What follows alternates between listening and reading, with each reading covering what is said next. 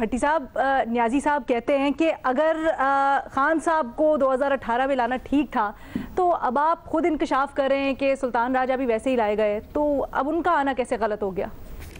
Madam شیخ، پہلی بات تو یہ ہے کہ یہ اچھی بات ہے عمران خان صاحب کی، اپنی غلطیوں کو مانتے ہیں اور بتاتے ہیں کہ یہ مجھ سے غلطی ہو گئی، یا یہ مجھ سے غلطی ہوئی، یا یہ مجھ سے غلطی کروائی گئی۔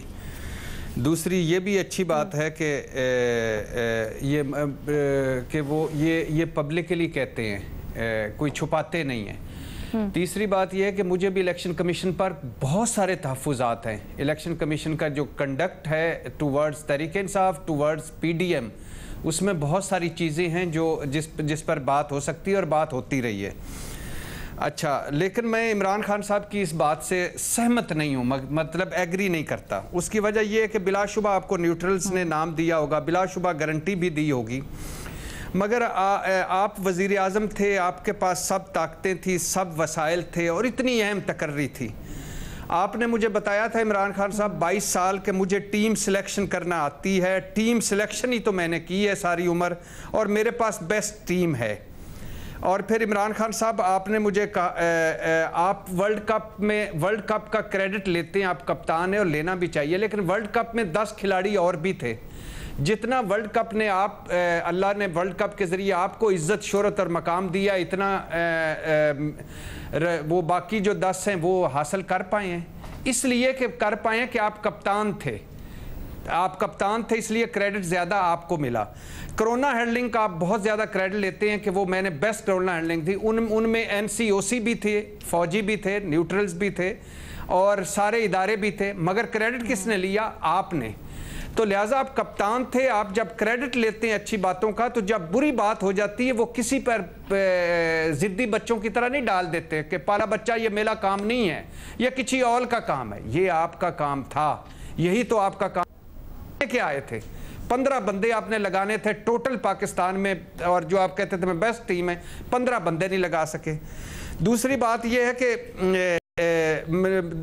فار ایگزامپل سائیں عثمان بزدار پہلے دن سے سنا جا رہا تھا کہ آرمی ان کو کہتی ہے کہ یہ بدل دیں، کیوں نہیں بدلا؟ وہاں تو آپ پپٹ نہیں بنے، وہاں تو آپ نہیں بنے، ٹکے رہے اپنے فیصلے پہ۔ اچھا، D G I S I پہ آپ نے کتنا لمبا کیا اور کہا یہ میرا اختیار ہے وزیر اعظم کا، یہ میرا اختیار ہے وزیر اعظم کا، D G I S I میں کروں گا، کتنا ڈیلے کیا؟ وہاں تو آپ نہیں ہٹ کے نہیں ختم ہوئے، کہا مجھے 3 نام بھیجو۔ جن باجوہ نے آپ کو کہا مولانا فضل الرحمان کو ڈیزل مت کہو، آپ نے اگلے جلسے میں کہہ دیا کہ یہ ڈیزل، مجھے کہا جاتا ہے کہ ان کو ڈیزل نہ کہو، آپ پھر بھی ڈیزل کہتے رہے، وہاں تو آپ نہیں رکے۔ تو جب آپ کوئی پتلی گلی سے نکلنا چاہتے ہیں تب دوسرے پہ ڈال دیتے ہیں، اور جو اچھی چیزیں ہوئی ہیں وہ آپ کریڈٹ لے لیتے ہیں۔ اور عطر کاظمی صاحب سے 2 باتیں کہ عمران خان کو چھوڑ دیجئے، لایا کیسے گیا، کیسے وہ پٹے ڈالے جا رہے تھے، عمران خان کون تھے، کدھر سے آئے تھے، کہاں سے آئے تھے، کیسے آئے تھے، اس کو چھوڑ دیجئے۔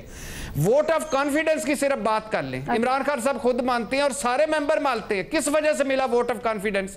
جب یوسف زاں گیلانی جیتے تھے اور حفیظ شیخ ہارے تھے، اس کا بھٹا گول۔ اور پھر عطر کاظمی صاحب اگلی مرتبہ بنی گالہ جائیں تو عمران چاہیے گا کہ آخری 2 ملاقاتیں آرمی چیف اور آپ کے درمیان کیا ہوئی تھیں، اس میں آرمی چیف نے آپ کو کیا کیا کہا تھا کہ